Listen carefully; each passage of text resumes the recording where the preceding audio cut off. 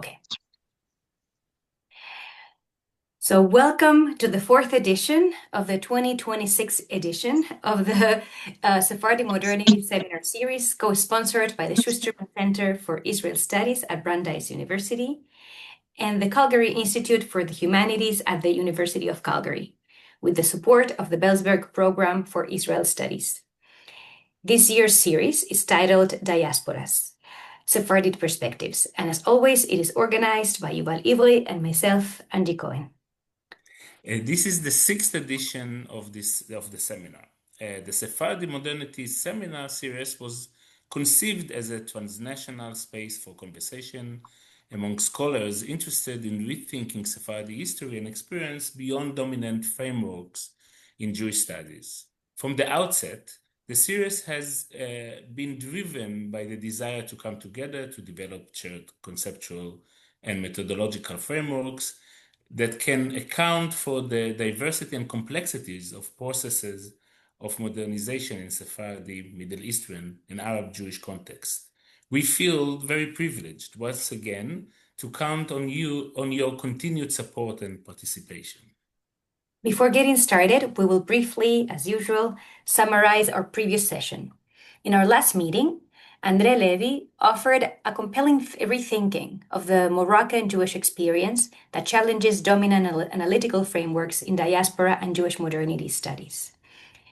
Drawing on his ethnographic work, he questioned the traditional center-periphery model, proposing instead a multi-centered configuration in which Morocco can be understood as a Jewish center, and even Israel as a diaspora of Hebrew, rather than its unquestioned core.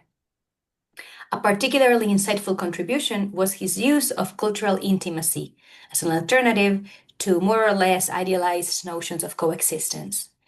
This framework allows us to account not only for harmonious relations between Jews and Muslims, but also for tensions, ambivalences, and deeply embedded forms of mutual understanding. In our conversation with Levy, we also discussed categories as Sephardi, Mizrahi, or Arab Jew, highlighting the gap between scholarly classifications and the situated ways individuals refer to themselves, as Moroccan, as Meknesi, as Tanjawi, and so on. This reflection speaks to a broader theoretical debate on how to account for the diversity of non-European Jewish identities without reducing them to fixed or homogenizing frameworks. Finally, the session explored how migration and diasporic conditions reshape Moroccan Jewish identity, particularly in contexts such as Israel and the Americas, where more rigid dichotomies like religious and secular, tradition and modernity tend to prevail. In contrast, the Moroccan case foregrounds alternative modernities characterized by ambiguity, overlapping forms of belonging, and the use of the Jewish past as a resource for activists, minorities, and marginalized groups in Morocco to imagine diversity and equality in the present. Okay, today we are delighted and very, very happy to welcome our good friend and colleague, Orit Yekutieli. Orit is a senior lecturer at the Department of Middle Eastern Studies at Ben-Gurion University of the Negev. She serves as chair of the Chaim Herzog Center for Middle Eastern Studies and Diplomacy, and co-founder and co-director of both the Forum for the Study of Jews, Christians, and Minorities in Muslim Cultures, and the Atlas and Sahara Jewish Muslim Heritage Project. Her research engaged with Moroccan history, Moroccan Jewry, and its historiography, both in Morocco and across its diasporas, as well as around question of memory, cultural production, and intergroup and interreligious relation. Her recent book, Thami El-Glawi, Morocco's Greatest Pasha, was published by Edinburgh University Press in 2024. The title of her lecture today is Between Israel and Morocco, Jewish Moroccan Cultural Display in the Homeland and in the Diaspora. Before we begin, just a reminder of the format of the seminar. We will have approximately 45 minutes of presentation, followed by around 30 minutes for discussion. Shukrum will be moderating the chat, so please feel free to write your questions there. If you would prefer to ask your question orally, you're very welcome to do so. Just let us know in the chat and wait for your turn. Orit, you're very, very welcome to the Sephardi Modernity Seminar Series. It is such a pleasure to have you here, and the floor is yours. It's a pleasure to be here. Thank you for your generous introduction. Can I share? Yes, you can share.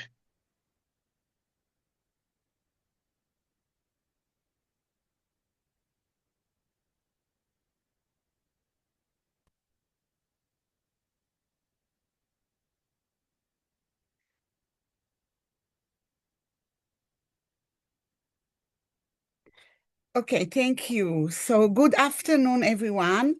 I would like first to thank Angy and Yuval for the opportunity to participate in this year's Sephardi Modernity Seminar Series. I'm honored to take part in this endeavor, which offers innovative perspectives that are important both publicly and intellectually. In a country without Jews, told me a craftsman in Fez, Medina in 2006, there is no history. His evocative comments, "Bled mefiash Yehud mefiash tarikh," occurred in conversation during a historical anthropological study of artisans, modernity, and the crisis of craft traditions. More than mere nostalgia, it encapsulates a sense of historicity embedded within the Moroccan public consciousness and relates to the rupture formed by the near total departure of Moroccan Jews from their homeland between the 1940s and the 1960s. Similar emotions appeared in a conversation with an old Amazigh lady, Fadma, in Et Bougamez in the High Atlas, who counted all the Jewish families and her friends that once lived in a village and left surprisingly overnight. I would share her account with you. Yeah. هاي تحقيق هاي تظنون هاي داود هاي تبرهن هاي شوخة هاي تفرياب هاي تموجد هاي واشم هاي تلحزان هاي تموخة هاي تموشيق هاي تموشيق هي نفس المغفر فاهمة ما احنا الطالب انت تيسلني كتابها صافي. So it was a very sad moment for this 100-year-old Fadma when she recalls her friends mounting the buses that were sent by someone, by the state, by the Machzan. And then Machzan and Zionism became one, something unfair to her communal life in the beautiful Et Bougamez. Only a very small number of Jews stayed in Morocco. Yeah. With a presence spanning 2 millennia and across diverse landscapes, from city and mountain villages to desert oases, Moroccan Jewry was deeply interwoven into the country's socio-cultural fabric, at once distinct and integrated. The sudden mass migration constituted a rupture experienced by both emigrants and those who remained. Their absence manifested not only emotionally, but materially, marked by the institutional collapse, the disappearance of traditional traits, and the deterioration of religious and communal sites. Yet, despite this migration, Jewish Moroccan culture manifestations continued in the homeland and its diasporas. Accordingly, my talk will examine evolving forms of Jewish Moroccan cultural production as they have unfolded along two interconnected trajectories. In Israel, where the majority of the community resettled after the 1950s, and in Morocco, where Jewish presence has become increasingly symbolic, yet culturally resonant. Before proceeding, I would like to acknowledge my dear friend and colleague Yigal Nizri, as some of these issues that we will discuss emerge from our collaborative research. By cultural production, I refer to practices, institutions, and social relations involved in generating cultural forms such as music, ritual, performance, visual symbols, narratives, heritage sites, and everyday expressive practices, and in shaping how these forms are displayed, transmitted, and understood. In this way, culture is not considered a static inheritance, but as something actively made, negotiated, and contested. I will begin with describing key developments in the public display performances and organization of Moroccan Jewish culture in Israel from the mass immigration of the 1950s and 60s to the present. However, before delving into this issue, I want to point out two diasporic remarks. First, note that Moroccan immigrants in Israel constitute the second largest Moroccan diaspora worldwide after France. Approximately 250,000 Moroccans migrated to Israel in the 1950s and 60s, where they currently number close to 1 million. Thus, their impact on Israeli society is critical, as well as their significance for Moroccan overseas community. Second, from the perspective of Israeli dominant historiography and public discourse, the immigrating Moroccans were not considered a diaspora of Morocco, but a constituent of a consolidating Jewish migrant society composed of various diaspora that had returned home from exile. In this setup, the real homeland was conceived as the place they had migrated to and not the place from which they had arrived. This view was most often shared by both Israeli hegemonic and anti-hegemonic discourses. Only in the last 2 decades, as some awareness developed in Israeli society that frames migrant communities in Israel as diasporas of their former homeland, the new perspective emerged among academically and politically critical groups, such as My Heart is in the Maghreb group at Ben-Gurion University. Currently, as I will elaborate soon, there is a thriving Jewish Moroccan cultural production in Israel. However, it differs drastically from the situation in the first decades after immigration. During the 1950s and 60s, as part of the melting pot policy, the hegemonic powers in Israel repressed all public manifestations of Moroccanness, as well as of many other pre-immigration forms of cultural distinctiveness.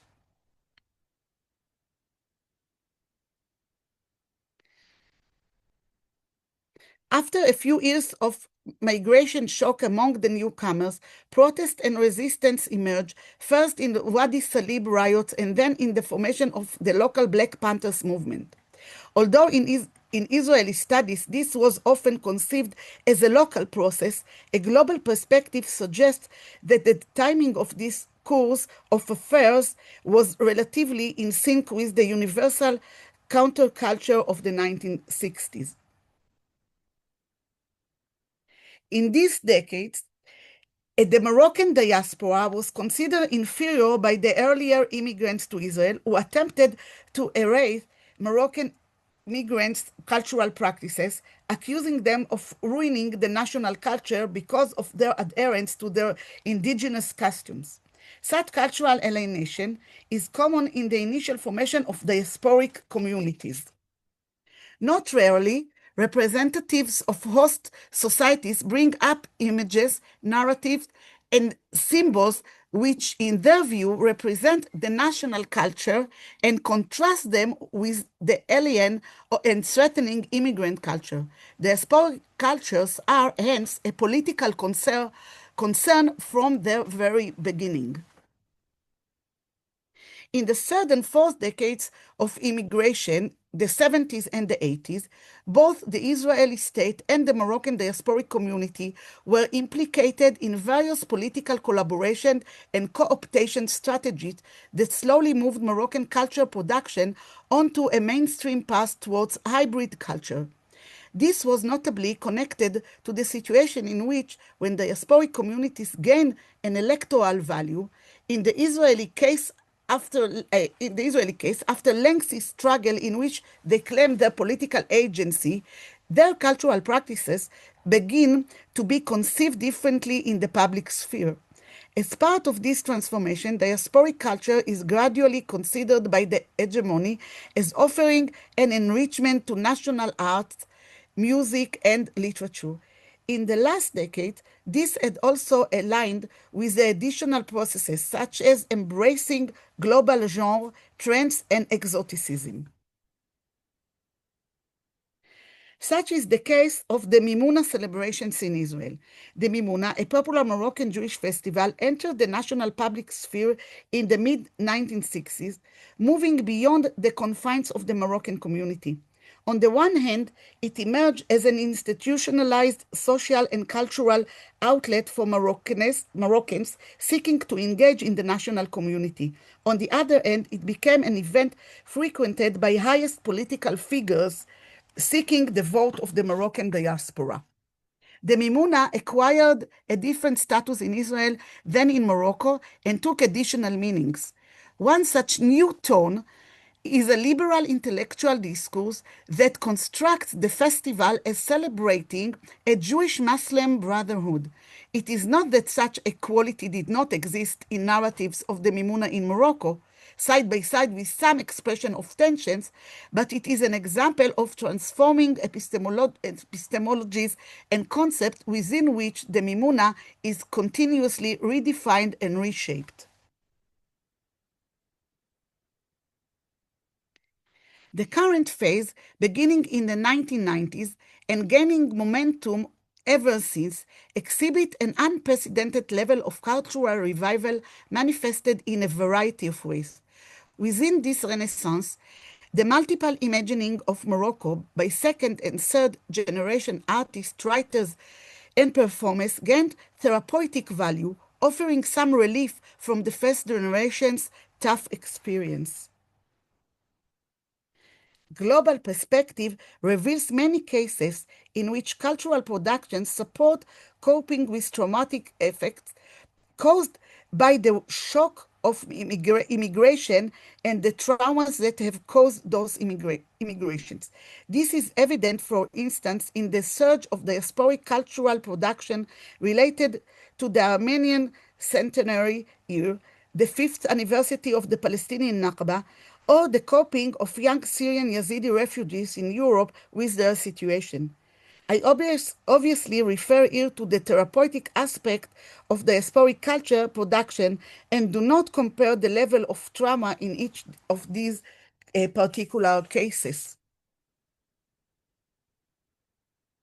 The restorative force of cultural production also relates to its ability to serve as a platform for promoting the diasporic community's political aims.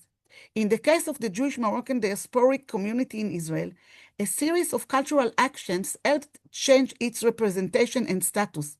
In the mid-1970s, Yoshua Sobol's play Kriza, Nerves, and Erez Biton's first published poetry book, Mincha Marokkait, Moroccan Offering, were among the first artistic measures through which political claims of Jewish Moroccan diasporic community were conveyed. As expressed in an interview conducted with the late actress Ronit Ivgi, the founder of the first Darija, colloquial Moroccan theater in Israel, and with Asher Cohen, a member of her ensemble, who later founded his own Moroccan language theater, the diasporic culture production was not directed only at the general public, but often addressed inter-community needs. In Ronit Ivgi's words, I just wanted my mother to be able to laugh from Molière comedies in our language. Similar patterns occur elsewhere, for example, in young women's online forums in the Muslim Moroccan diaspora in Germany, where through the publication and discussion of various love stories, users interactively negotiate identities, religious, and cultural values within their diasporic community.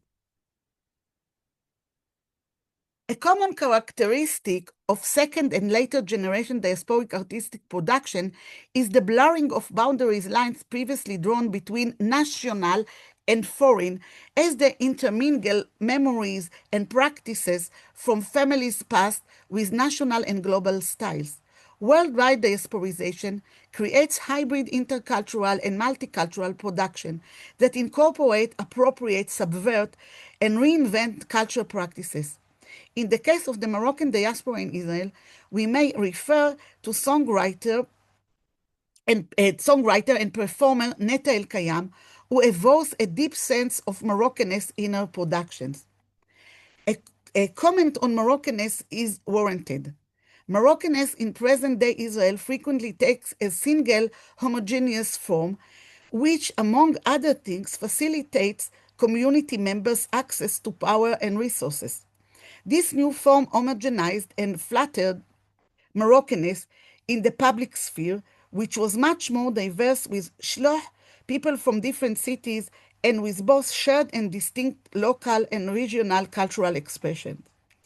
In the Israeli national context, all these variants were condensed into a single form, Moroccan. At present, Israel boasts multiple Jewish Moroccan cultural expressions: Andalusian music orchestras, theater production in Moroccan, composition of Moroccan Jewish religious piyutim, and secular music and poetry. Numerous study groups for learning Darija, a body of nostalgic literature on Morocco and its Jewish past. Some of you know our friend Yona El-Fassi Abidur, that is the best teacher of Darija in the world, I guess. Recreating of popular festivals devoted to saints, pilgrimage rites, cooking traditions from the old country, and organized heritage trips to Morocco. In these processes, it is often the case that second, third, and fourth generation members of the diaspora perform new representation of their parents' lost homeland. Summarizing this part of my talk, shifting modes of representation are present in Jewish Moroccan cultural displays in Israel, from early marginalization and folklorization to contemporary processes of heritage making, revival, and political mobilization. This course appears in Israel also among other Jewish diaspora from Muslim countries. However, the Jewish Moroccan case is unique due to the ongoing ties that the community maintains with its homeland, and no less to Morocco's particular attitude towards its Jewish history and community. As part of Morocco's openness to its diasporas as expressed in its governmental office, the Ministry of Foreign Affairs, African Cooperation, and Moroccan residents abroad. I now turn to Morocco to explore how Jewish heritage has continued to be curated, commemorated, and reimagined in a country largely emptied of its Jewish population. Despite most of the community's physical departure, its memory and cultural presence have persisted and expanded since the Grand Migration. To note, the accounting of the neighboring Jewish families by the Ed Bugamez Lady Fadma, whom we heard before, which expresses a common longing that grew stronger over time.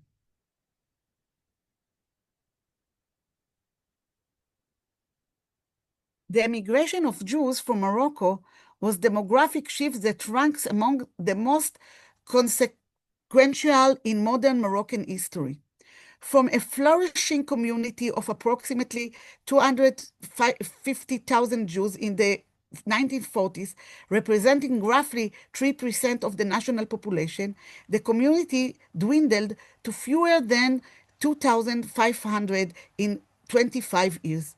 This transformation unfolded amid broader upheavals, including the creation of the State of Israel, which became a destination for Jewish emigration, the independence of Morocco, and ambiguous debates regarding Jewish identity in a nascent post-colonial context.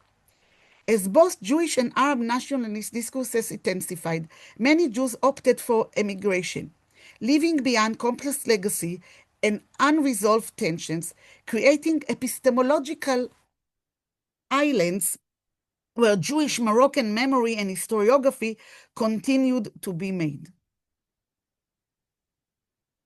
During the period of mass departure, Morocco's focus largely shifted away from its Jewish heritage. The post-independence agenda prioritized dismantling colonial narrative and constructing a cohesive national mythology, a process resembling the homogeneous practices in the founding of the Israeli nation-state. Consequently, Jewish history, often deemed politically sensitive, was marginalized. Political instability in the 1970s, including 2 coup d'etat attempts and ensuing repression, further dissuaded critical historical inquiry. The state's emphasis on national unity and modernization sidelined minority voices like those of the Amazigh and the Jews. Jewish history further complicated by the associations with Zionism and colonial entanglement, hence remained peripheral. Only after the effective disappearance of Jewish communities did Moroccan society begin to readdress this layered past. With Jewish presence transformed into cultural trace, myth, and memory, new efforts emerged to redocument, reframe, and reintegrate Jewish history uncoupled from Zionist discourse. The resurgence in academic studies of the Jewish topic began in the late 1980s. The historiographic change was part of a broader process that might be termed the Jewish turn in Moroccan recent history. On the artistic scene, this change was first noticed in Moroccan and French Moroccan cinema. Moroccan directors and diasporic Moroccan directors, Muslim and Jews alike, rediscovered past Maghrebi Jewish existence, which up to then was mainly mediated through nostalgia and memory. The cinematic Jewish turn was marked by a wave of works centered on Maghrebi Jewish characters. It began in the 1990s with films like Retrouver Aoulad Moumin by Izer Genini and Lala Hubbi by Abdurrahman Tazi. In the 2000s, it included Morocco, Fen Mashi Ya Moshe, Where Are You Going Moshe, and Widan Umahat, Goodbye Mothers, and some other films in the same genre.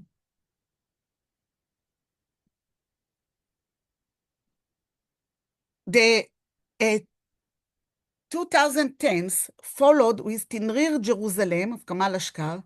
They were Promised the Sea, Kati Wazana, Return to Morocco, Aida, and Midnight Orchestra, and others. In the last decade, critical Moroccan films like Starve Your Dog, Jou Kalbek, by Isham Lasri, that do not focus on the Jewish community, incorporate references to Moroccan Jewish subject as an integral part of Moroccan conception, criticism, and everyday life.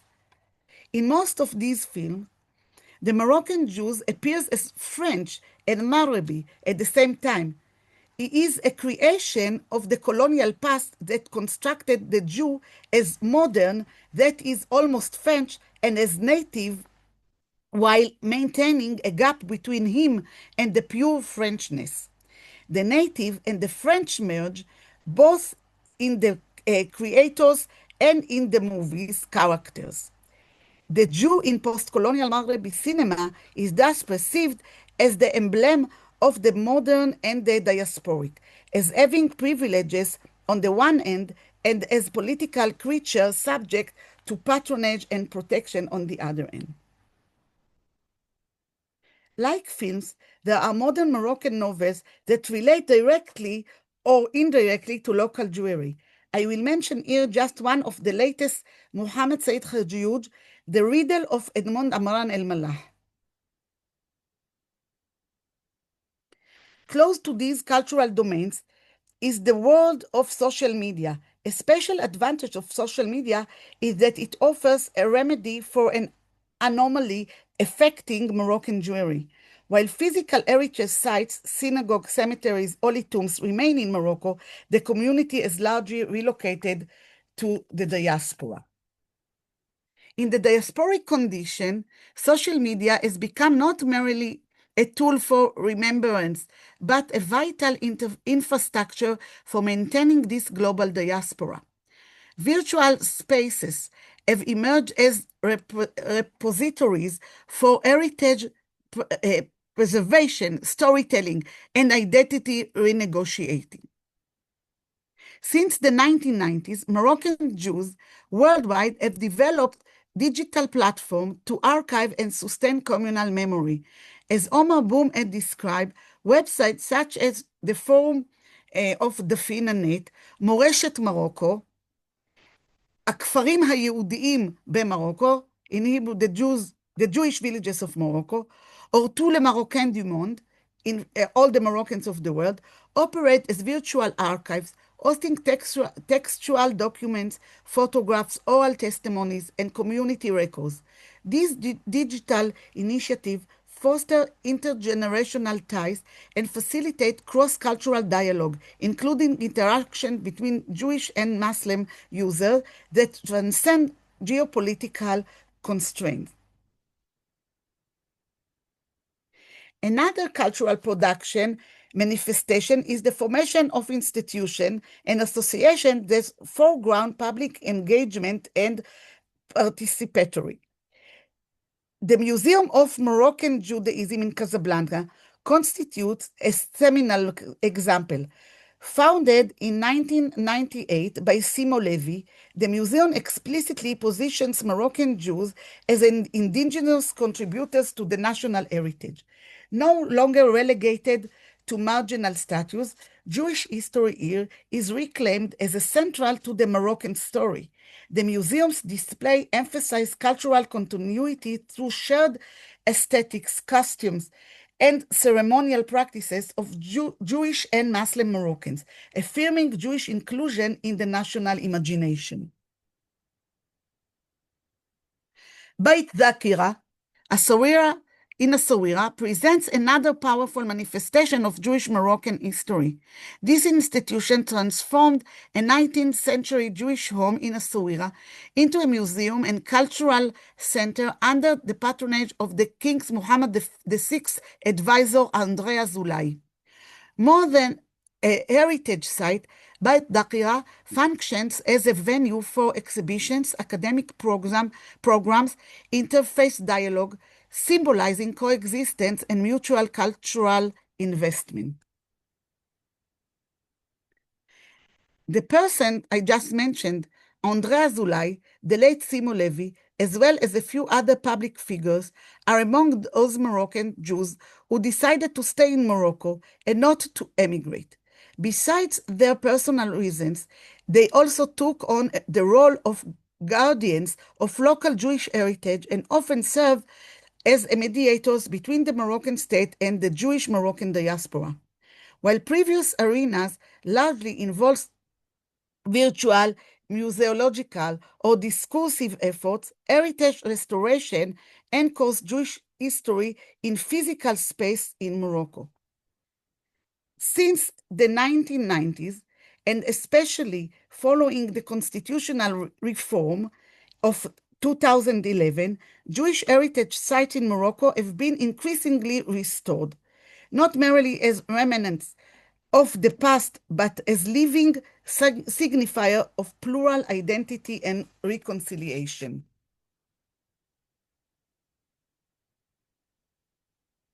The 2011 Moroccan Constitution, reaffirming the Jewish component of national heritage by declaring that Moroccan identity is nurtured and enriched by African, Andalusian, Hebraic, and Mediterranean constituents. This constitutional recognition reframed Jewish historical presence not merely as a subject of remembrance, but as a foundational pillar of Moroccan self-understanding. I presume that you have probably heard this reference once or twice. In this part of the Constitution, this part of the Constitution became a cultural product in its own right, becoming almost a cliche. No lecture on Moroccan Jewry goes by without mentioning it. Yet it is another signpost in the continuing storytelling of our Jews in Morocco and of our Morocco in the diaspora. The restoration project of Jewish sites have largely emerged through bottom-up community-led efforts. While the royal court involvement and encouragement certainly exist, many initiatives have been driven by individual associations, diasporic descendants, and so on. The focus has been on synagogues, saints' tombs, and cemeteries, sites that embody communal continuity, spiritual heritage, and intergenerational belonging. The normalization accords between Morocco and Israel in 2020 further catalyzed heritage initiatives led by diasporic descendants. Simultaneously, one of the Moroccan rationales to join the Abrahamic Accords, despite Zionism, is the large Moroccan diaspora that lives in Israel and which is appreciated by the Moroccan state.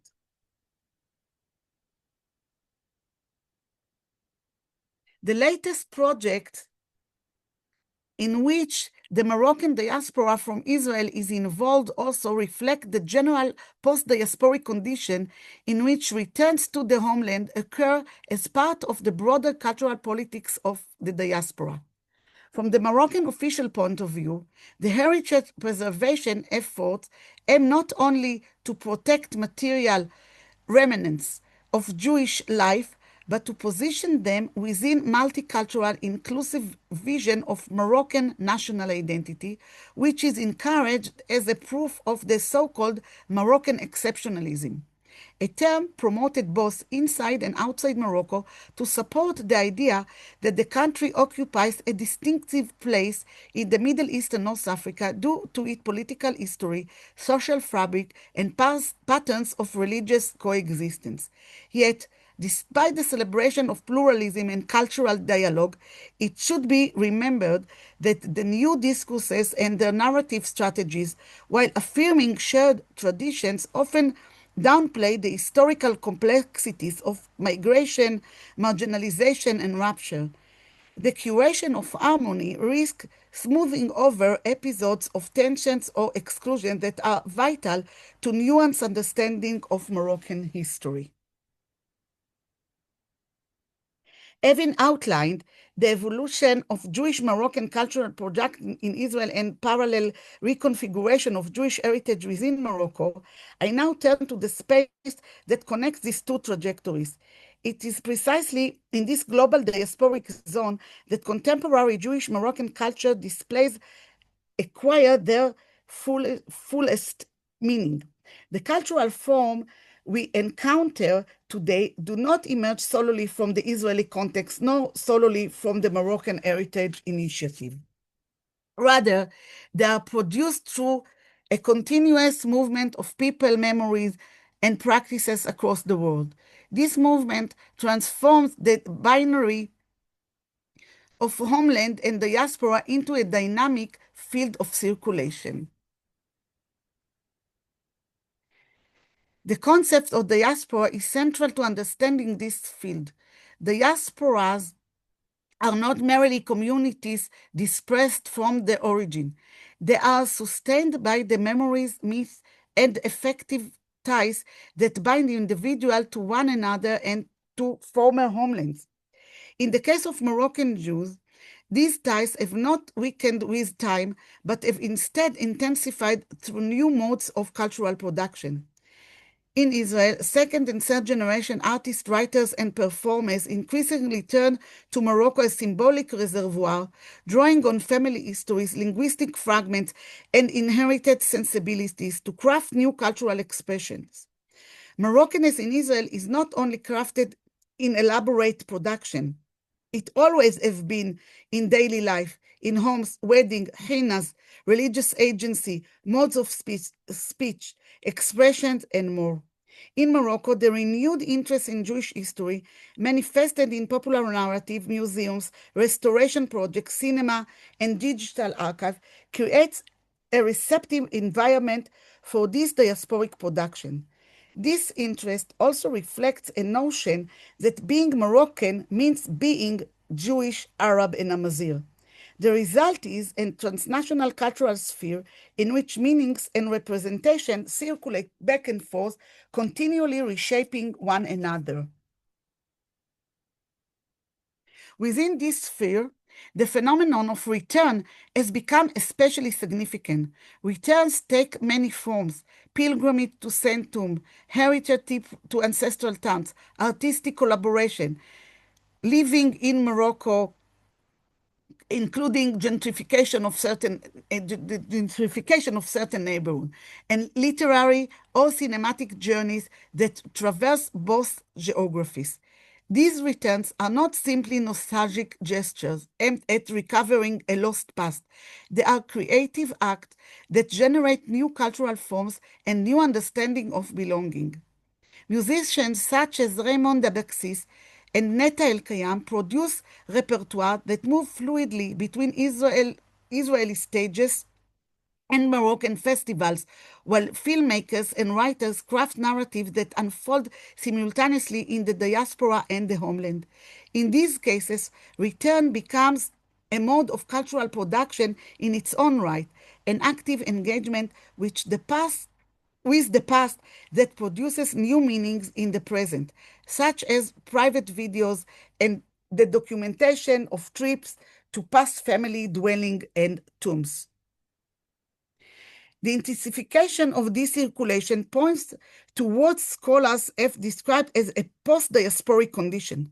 Post-diaspora does not signal the end of diaspora, but rather a shift in its logic from a rupture and displacement towards mobility, multiplicity, and cosmopolitan belonging.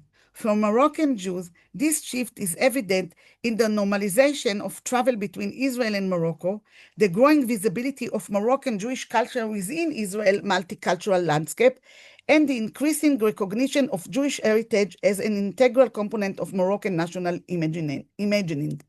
Under this condition, the diaspora becomes not deficit, but a resource, culturally, politically, and symbolically. Morocco state institutions actively cultivate ties with their global communities, while diasporic actors leverage their heritage to assert visibility and agency in Israel. This reciprocal dynamics produces a cultural formation that is neither exclusively national nor entirely transnational. Yet, despite the diasporic perspective that seeks to connect the Moroccan diaspora to Morocco and extract it from the Israeli sociological definition of Edah, sect, whose history begins in 1948 and continues with the different aliyot, immigrations. Moroccan cultural production in Israel is not purely Moroccan. It is equally a subversive connection to the new homeland, making claims of belonging and of Israeliness, transforming Israeliness itself into include Moroccanness and Mizrachiness. This is a very noticeable change in the Israeli cultural arena today. These processes also reveal the deeply political nature of cultural production. In Israel, the revival of Moroccan Jewish culture challenges earlier narratives of marginality and folklorization, asserting a proud, visible diasporic identity instead. In Morocco, the celebration of Jewish heritage supports broader narratives of pluralism and Moroccan exceptionalism, while also enabling new forms of engagement with global Moroccan communities. Cultural production thus becomes a site where memory, identity, and political interest intersect, where the diaspora negotiates its place in Israel and Morocco, negotiates its relationship to community that is largely elsewhere. Finally, I would like to make a note on the relationship between what I had just described and Mizrahi studies. The analysis of returns post-diasporic consciousness and the circulation of cultural forms between Israel and Morocco offers Mizrahi studies a conceptual expansion. It demonstrates that Mizrahi identity as a product of Israeli social hierarchies or Middle Eastern Jewish history should be seen as related to broader global processes of diasporization, heritage politics, and cultural mobility. By situating Moroccan Jews within these wider dynamics, the case I describe repositions Mizrahi studies as a field that speaks to transnationalism, memory study, and diaspora theory, rather than remaining confined to Israel's sociological context alone.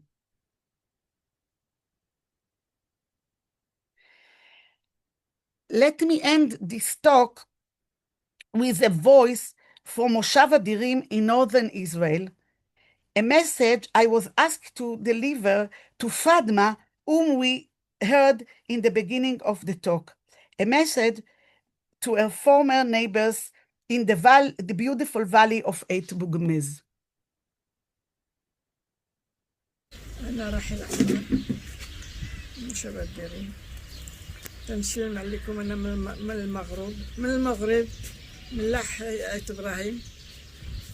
إحنا عايشين من لح إسرائيل باروخ هاشم، وعندنا الولاد منا في إسرائيل، عشرة الولاد يعيشوا لنا وتعيشوا كلكم. تنسلم عليكم كلكم المغرب، كلكم الناس المغرب تنسلم عليكم. Thank you very much.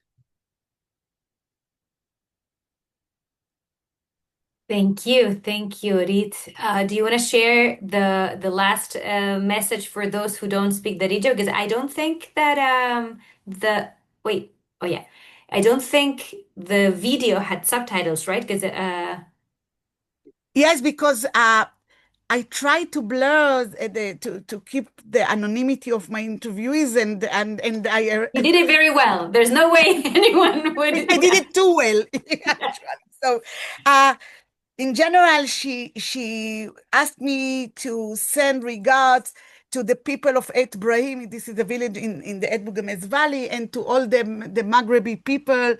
And thanks God, she's in Israel. She has 10 children, and she invites them to visit Israel, and she wishes to be able to visit them. And God bless you all. And she said it in a Muslim mode of blessing.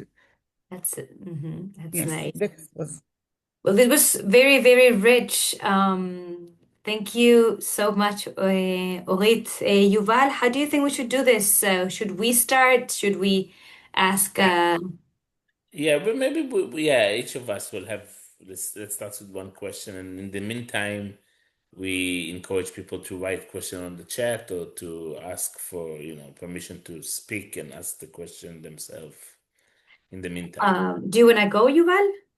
yeah, I would love to. So first of all, really super rich, or so interesting, and for me, it's I love many of the conversation on diaspora, definitely in the Mizrahi context in Israel, is that there is a cut after post 1948 and the immigration. So if there is something that's continue in Israel from that, it's not connected to things that happen after at the time that they immigrated in the place that they come from, definitely Morocco, also in Iraq and other places.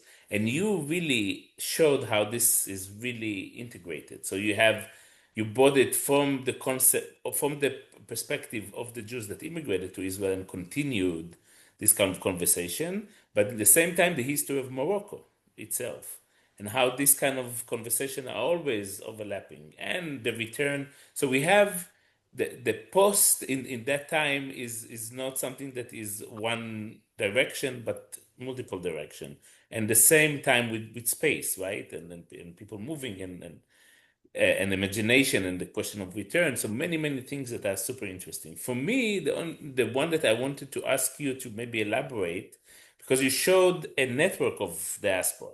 So again, in many of the conversation of diaspora, there is only two places, right? The so-called two homelands in the case of the Moroccan Jews, right? And the two, so it's very binary between two places. But in your nodes of network of diaspora, there's many other places.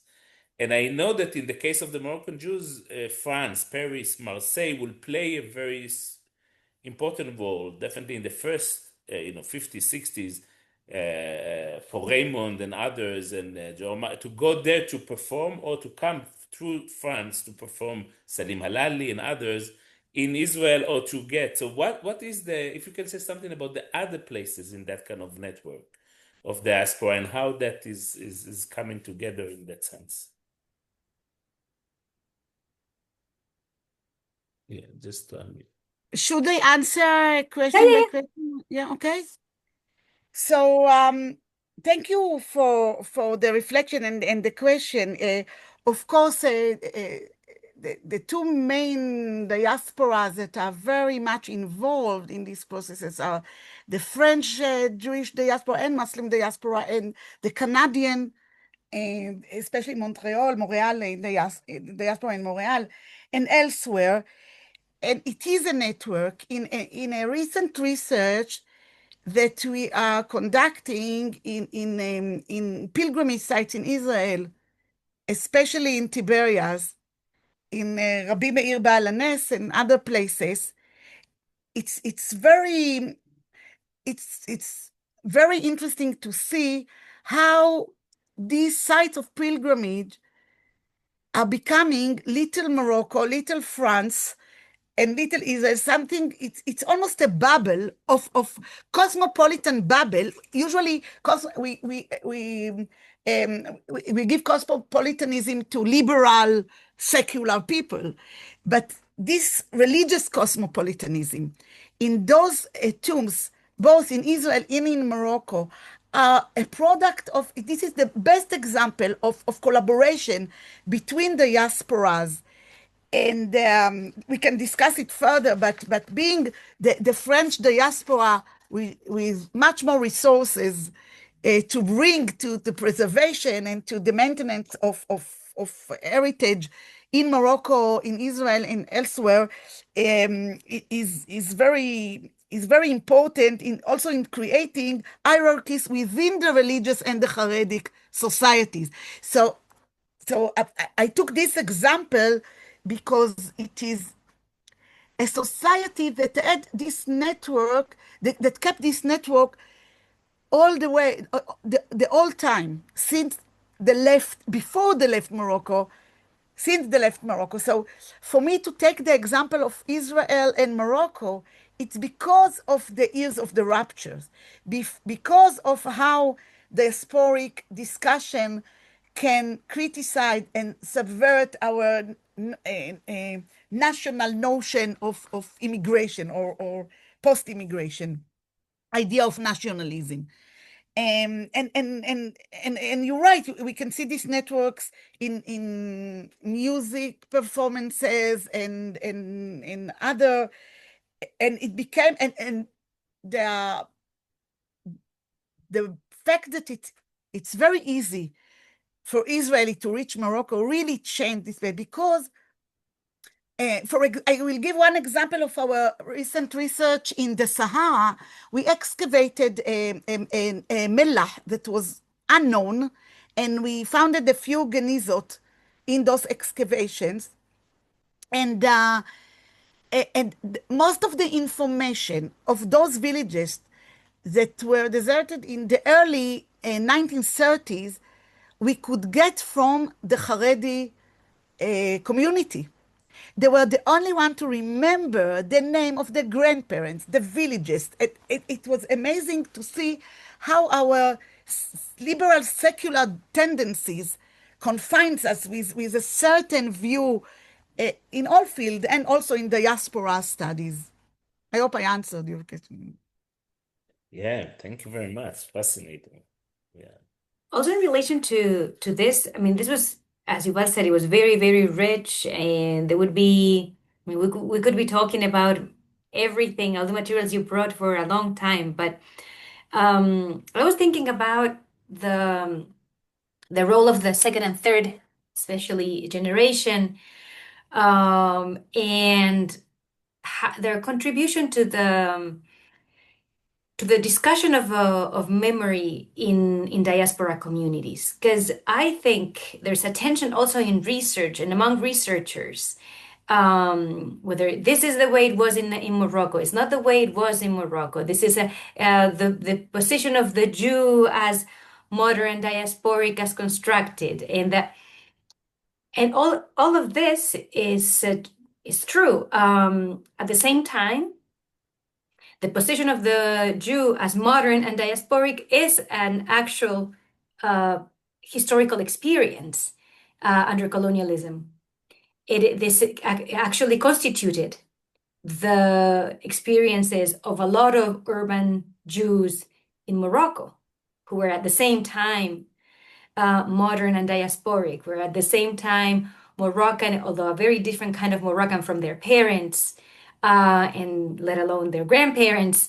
And so I guess more than a question, I guess what's interesting to me is what memories, what we do with memories. Memories always serve a purpose.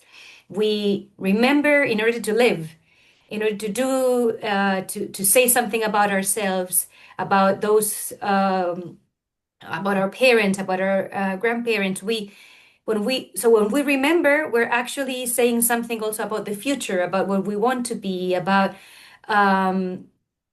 what we don't want to be. And so there's always this tension between, also, again, among researchers, between researching what we could call the Sephardi past as a way to repair, which is fair. But there's also a different kind of research that goes to the Sephardi past in order to build something in the present. And I think this tension, this generational tension, also is very interesting, no? And is very present, I think, in your work, but in the materials that you brought here today. That's it. Okay, so I totally agree. I think that when people discuss the almost lost homeland or rediscovered homeland, especially among elderly people, authenticity is very important. Yeah. And the tension is that you cannot take our Morocco. What do you know about Morocco at all? You don't speak Moroccan. You don't speak our language or Shloh. Yeah. So how can you tell? We know what were the real life in Morocco. So of course that memory serves to claim and to assert certain things in the future, to the future or the present. So we are all aware of the manipulative nature of memory and memorization. And what I will add to it, to a kind of a self-reflections of researchers, is the obsessed with the generation or the new generation obsessed with identity. And how identity, it's not their fault. Identity politics shape their life. So I'm observing this, okay? So for me, when I research memories or historiography or cultural production, I look at interpretations, at different interpretations of how people look at those products, whether there are stories about history or music or anything or any other products. And So the interpretation are always in relation with the present. So within the new generation, you can find different, Yuval, you remember we discussed the Mizrahi turn in Middle East studies, which is also a thing that we are looking at right now. So how this kind of identity split in different ways. For example, the new singers, or I was amazed in the synagogue how young Masorti, traditionalist Moroccan Jews could memorize and sing the Shirat HaBakashot or other liturgical expression of music and religious. And it was really small children.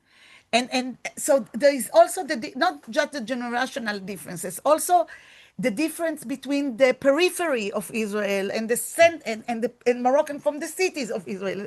So it's interesting to note that in the culture was maintained in the periphery better than in the cities, where the people that gained more access to the public sphere in the new generation as performers, writers, are coming from the cities.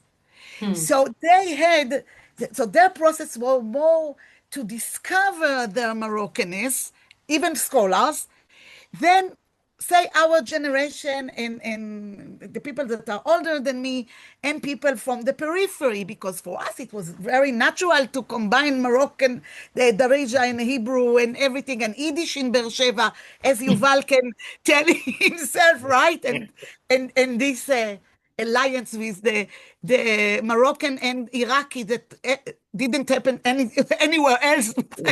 The city of Beersheba. So localities really shape this production, and there is a tension, and I don't think that scholars should be dismissive of any sort of this interpretation. We just have to observe it and to see what we can gain and understand about the past, the present, and hopefully the future, if we can have an understanding of what will happen in the future. Yeah, I would be happy to have a future. I mean, even Yes. if I don't Could understand start with having it. Yeah. Yeah. Roy, do you want to take some of the questions? Yes, happy to. Let's start with a few questions I collected. Okay, so, and if somebody would like to ask the question themselves, please just wait for your turn or indicate that you'd like to, or if I call your name, then just open your mic. Gloria Berabaran asks, what's the role of tourism in Morocco's interest in Jewish places and culture? And also asks, did you encounter Spanish speakers from the north of Morocco in your research in Israel? And how do they differ from the, quote, Arab Jews? Or I might say the Jews I can add. And I'll add in another question. Salima and Salima asks, is more known about the Jewish community of the Rif in the north of Morocco, who have a large diaspora community in Melilla and have kept a closeness to Morocco. And I'll add to that there's quite a large population from the Rif also here in the Netherlands. And there's a book written by an author of a local Dutch-born Moroccan woman who writes about a Jewish man. And that could be, it's an interesting book, so I will send it to you afterwards. Thank you. As one of the kind of cultural productions you were mentioning.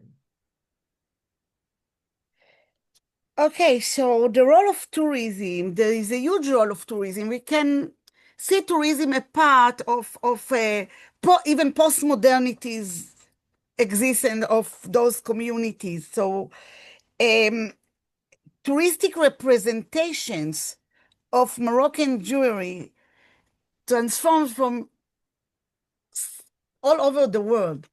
And people are coming to Morocco with the images and picture of previous tourists to look for the images and pictures, the same images and pictures. So they're coming with ideas about how what is the Jewish history of Morocco? What is Morocco? What is this place? And so it's very important, and also for the Moroccan state, tourism is not just economical consideration for the Moroccan state. It's also something that maintained its role as one of the more open, modern, and tolerant Arab states. So Morocco has to maintain this image. It's very important. And when I talk about images, I don't mean to say that it's not the truth. It's just what part of the truth do we nurture, cultivate, display? This is the question here. What and to what goal, and to what extent? And it's not something, organized, and people or the government is thinking, oh, we have to treat tourists like this. It's something that is embedded to the culture, or the changing culture of presenting Moroccanness to visitors. So, and also tourism from the United States, more than French tourists, played an important role in the attitude of Moroccans toward Jews, because they conceived that, I even heard that, what's her name? She was a candidate for presidency in the United States. That she's a Jew. All the presidents are Jewish for many Moroccans. So this approach between Jews. I think her husband is Jewish. That's why probably people thought, Yes, Kamala Harris. Kamala Harris. Not Kamala. No? Kamala as well. One? Yes. Clinton, Hillary Clinton. Sorry. Hillary Clinton was Jewish? For them. So this Jewishness and Americanness are combined. And Morocco wants to align with the United States, and of course, since they recognize the Western Sahara as part of Morocco. So tourism is modern tourism, and it plays a very important role. And Israelis are buying a lot. It's also an image within Morocco. I know it from my research on craftsmanship, that Israeli can come, 10 Israeli will buy like 10 buses of French people or people coming from elsewhere. So it's kind of combined with the historical image of Jews being generous or mean in the case of Fez, so it played a lot of different images of Jews. So about Sephardic speakers in compared to Arab Jews. So I think that maybe you have discussed it with Andre about the categorization, which Sephardi, the category of Sephardi became more important outside of Israel as a field of studies, rather than Jewish studies, Mizrahi, or other categories. So it has to do with the history of the Sephardi community in Israel. Whether they came from Morocco or they were Sfaradim Teorim, means that they came from Spain through the Ottoman Empire, so on. They were considered as, they weren't considered as Mizrahim. They were outside this categorization. The Sephardi, I would use whitewash them compared to other immigrants in the Israeli society. So Sephardic Jews considered to be more elite, and usually they were not counted within the Moroccan community. So one phenomena is that Sephardic, when we think about a cultural figure like Yitzhak Navon, yes, and other figures, they were talking about their Sfaradiut. They never talked about their Moroccanist. And then with other people, regular people, there are people that refer to them being in Sephardic Morocco, but they stress their Sfaradiness more even than the Jews of the cities stress their Frenchness, for example. So these departures of the colonial experience of the Rif, of the Sephardi zone, created, not that other parts of Morocco were the same, but it created even a bigger, different between the Jews of the Sephardi zone, the colonial Sephardi zone, and the French zone. And I talked with people, and lately they are coming back to Moroccan because Moroccan has become a resource, a symbolic resource. So now they rediscover their Moroccanist in the young generation, by the way. So it's interesting to see. So about the Rif, so there is an interesting phenomenon. I have to say that I don't study Jews as a subject by itself. I refuse to do it. When I studied artisans, I studied Jewish artisans as part of the milieu of the artisans. When I study modes of the cultural power of leadership among Moroccans, I refer to the Jews and the Jewishness of the Muslim leaders in Morocco. So for me, my strategy or the way I discuss those things is to talk about it as part of the Moroccan history and not separated from the Moroccan history. So when I studied the Saharan zone, that was a very central zone, and now it is treated as a periphery, a long-distance periphery in the desert. It became more important now with the tensions between Morocco and Algeria. The state invests more in this zone.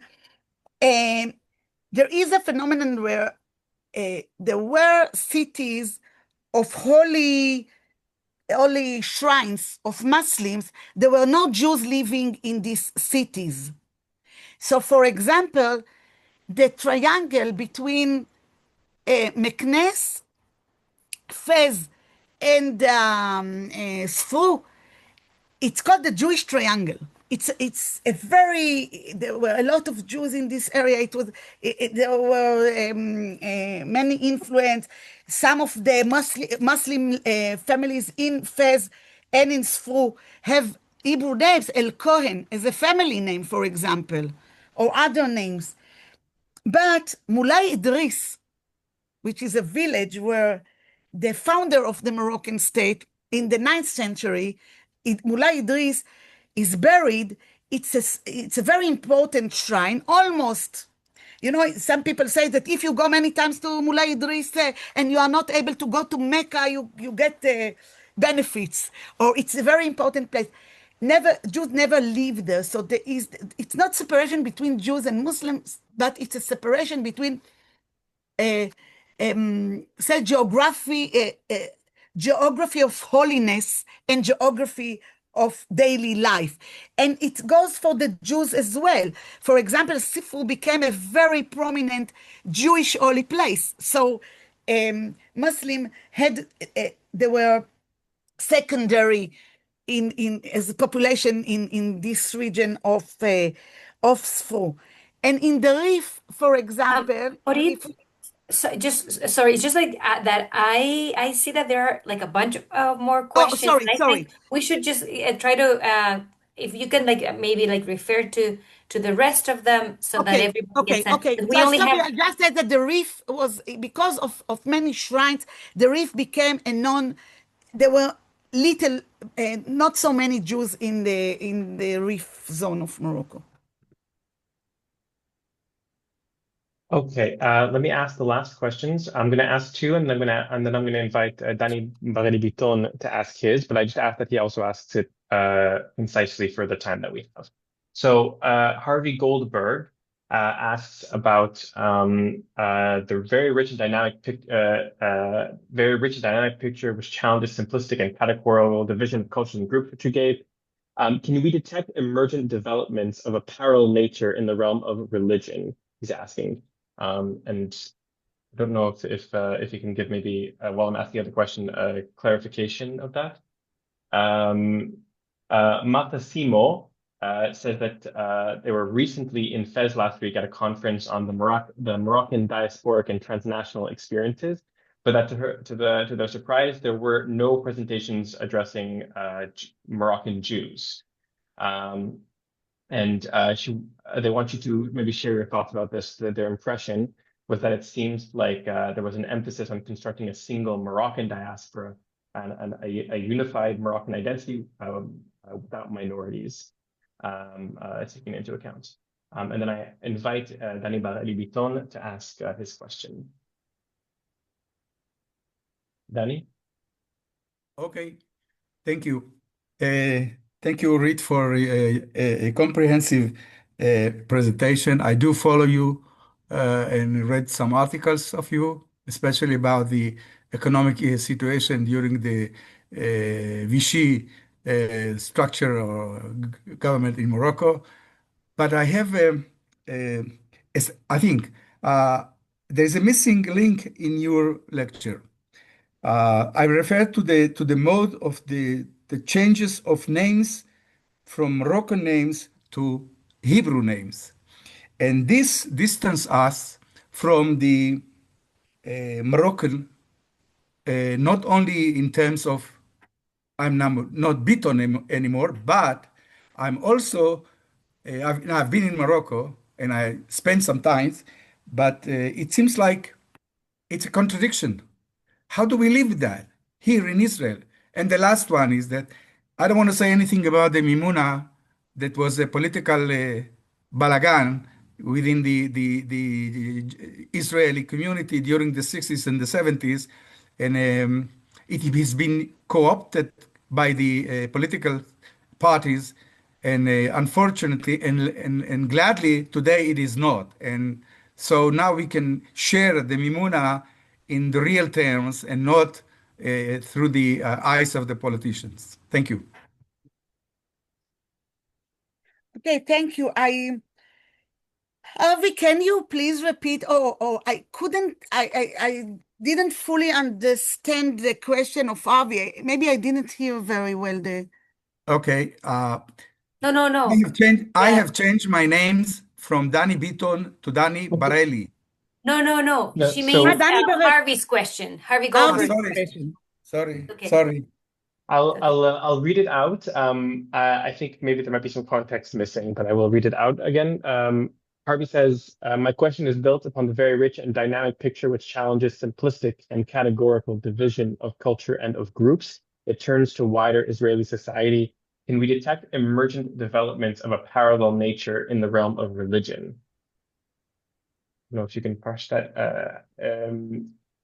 Harvey, if you're here, can you put in some clarification? And if not, maybe we can move on to the next Yes, question. please. Hello, Avi. How are you? Okay, how are you? I simply, first of all, it's a wonderful lecture and the diversity and the development over time that you point out. And what I ask myself is, and this is a question as a citizen of Israeli society, can we see any such kind of developments of different directions, of the mixture of things, of creativity and so forth, in the realm of religion, or maybe on the basis of what's happening within Moroccan society or other, quote, ethnic groups? Can we expect that the Israeli society will begin to appreciate that richness also with regard to the realm of sort of religion per se? Mm-hmm. Thank you. So thank you, all of you, for such interesting questions. And Avi, it's a huge question because if I understood correctly, if we can see this kind of hybridity, pluralism in the religious realm, right? Or in religious societies in Israel. Yes, we can see it. So you can see many of the aspect of what is Moroccan traditionalism, and I think concerning the debates of the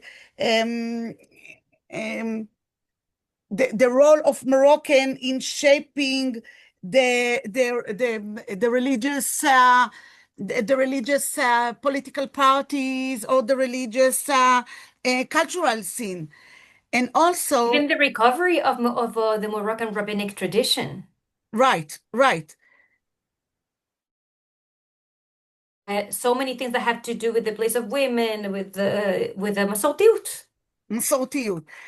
But also there is, I would call it a Sephardic new invention of Harediness with the young generation. So it's not always harmonious and hybridity and make it things more open. It is how Moroccan, and I saw it pretty much in Netivot, that you just move from Netivot to Ofakim, two peripheral cities in the southern Israel. And the attempt to be even more strict towards the Ashkenazi Haredic is still very strong. Even though we see the counterculture and the protest against discrimination of the Sephardi Jews with in the Haredic society. And to me, I don't, maybe it's too political for me to say, but I would call it, unfortunately, the religious Zionist or the Rav Kook Zionism really attracted many Moroccans. So we can see the attraction and Moroccans started to belong to these groups, and some even Mizrahi even joined the very extremist of what we call Noar HaGvaot, that now we are every day we are dealing with the catastrophe,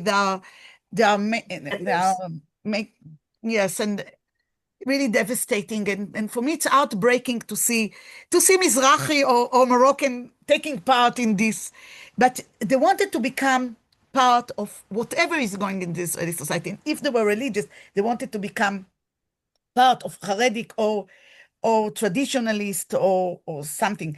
So We have 4 minutes. I just want to remind you. So okay, so I will summarize the sense that I'm disappointed from the option of Moroccan traditionalism to prevail in Israeli cultural and religious world. And what else?